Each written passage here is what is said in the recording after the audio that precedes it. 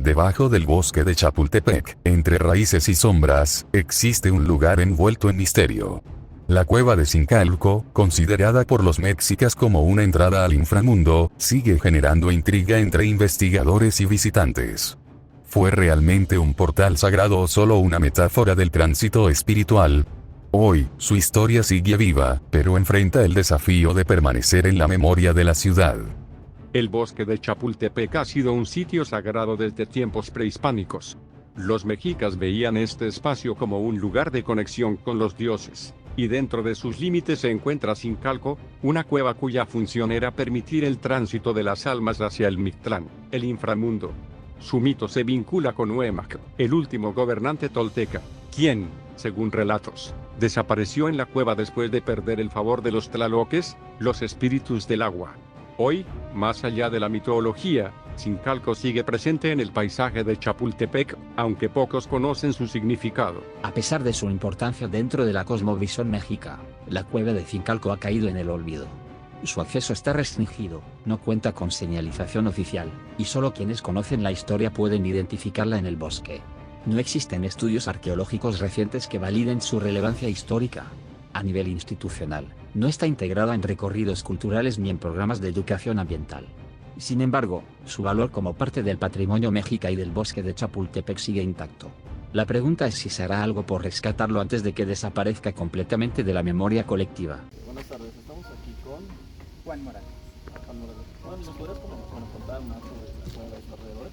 Claro, mira, esta cueva en la que estamos recibe por nombre la cueva de Zincalco, y la cueva de Zincalco, de una forma resumida, tiene su importancia tanto prehispánica como en los tiempos de la conquista, ¿vale? Empezamos por la primera, que es la importancia prehispánica. Bueno, para la importancia prehispánica partamos que esta cueva era muy importante para dos culturas principalmente, que eran la cultura mexica y la cultura tolteca.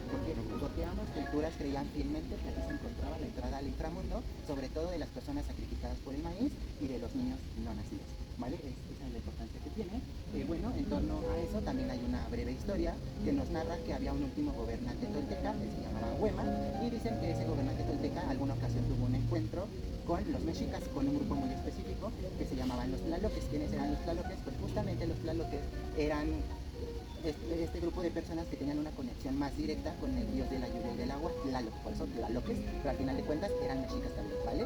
Entonces, bueno, Huémac se reúne con los tlaloques y llevan a cabo un juego de pelota, y en ese juego de pelota pues ellos hacen una apuesta. La apuesta básicamente consistía en que el ganador iba a recibir a cambio plumas y piedras preciosas. El juego se realiza, lo gana Huémac, y cuando Huémac exige su pago, los mexicas creen que la entregan, que es lo más sagrado que tienen los mexicas, el maíz, ¿vale?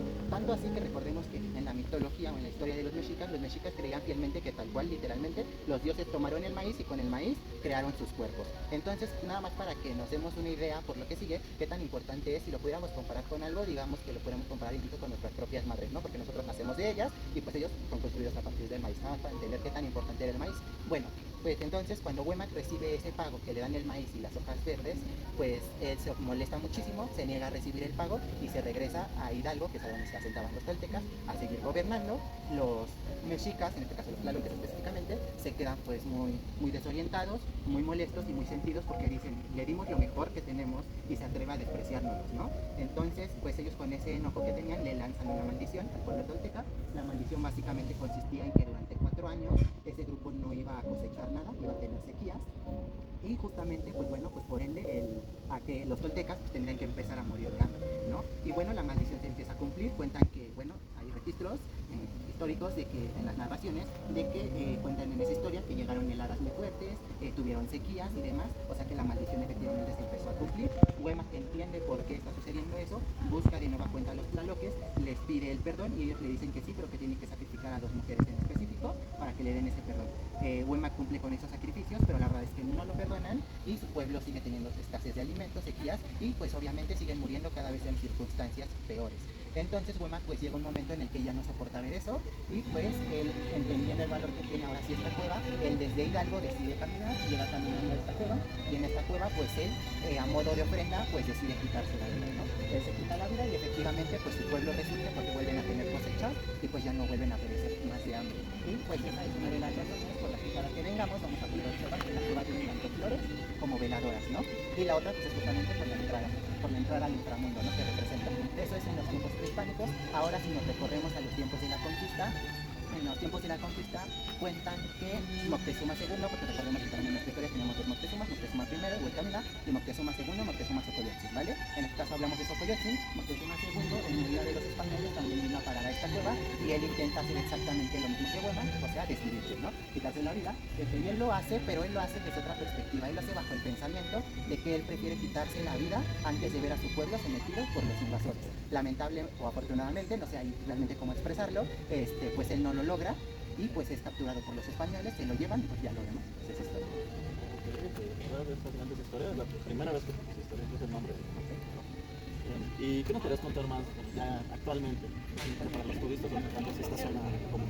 Mira, pues en esta zona en común te puedo contar, por ejemplo, un dato muy importante de este audiorama, que este audiorama es el primer audiorama que se construye en toda la República Mexicana, data de 1972, ¿vale? Entonces es pionero. Tiene esa importancia porque ahorita ya podemos encontrar diversos audioramas simplemente aquí dentro de la Ciudad de México y encontramos varios, pero este es pionero, es el primerito, ¿vale? Para empezar, desde ahí pues tiene esa importancia. También te puedo contar que si algún día visitan el bosque de Chapultepec, pueden venir aquí al audiorama, porque el audiorama, sobre todo en tiempos de calor, ¿no? Porque el audiorama, justo por la vegetación que tenemos, el audiorama cuenta con un microclima natural. ¿Qué es lo que hace este microclima? Que aquí tenemos, desde que empezamos a entrar sentimos un cambio de la temperatura, aquí es baja. ¿Por qué? Porque por ese microclima que nos da la vegetación, lo que tenemos es que aquí son 2 grados centígrados menos que si lo comparamos con la temperatura del resto del bosque de Chapultepec. Y todavía si comparamos la temperatura de este espacio con la temperatura del asfalto de allá afuera de la Ciudad de México, pues aquí tenemos 4 centígrados menos. Entonces algún día vuelven a visitar el bosque, se sienten acalorados o buscan un espacio tranquilo para relajarse, pues ya saben que este es el sitio ideal.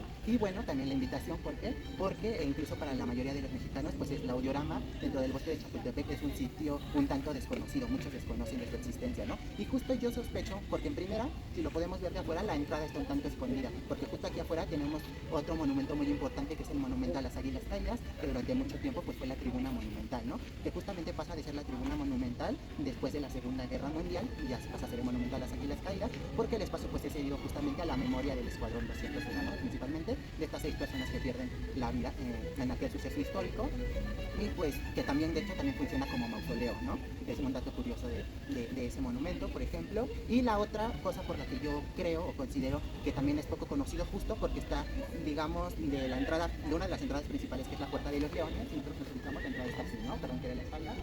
Bueno, para encontrar el audiorama, pues nosotros tendríamos que caminar a la mano izquierda, pero tenemos la sorpresa de que la gente generalmente camina hacia mano derecha. ¿Por qué? Porque hacia la derecha nosotros vamos a encontrar los lugares más comunes o más conocidos de todo el bosque, al menos de la primera sección también, que bueno, pues es justamente los lagos, el zoológico de Chapultepec, la Casa de los Espejos, el carrusel, la tirolesa, la misma calle de los puestos y la zona de comidas, ¿no? E incluso hasta el mismo castillo, a pesar de que aquí estamos en una de las orillitas del castillo, de la falda del castillo, pues incluso el mismo castillo también nos provoca justo eso, ¿no? Que no tengamos la visión de que existe este espacio.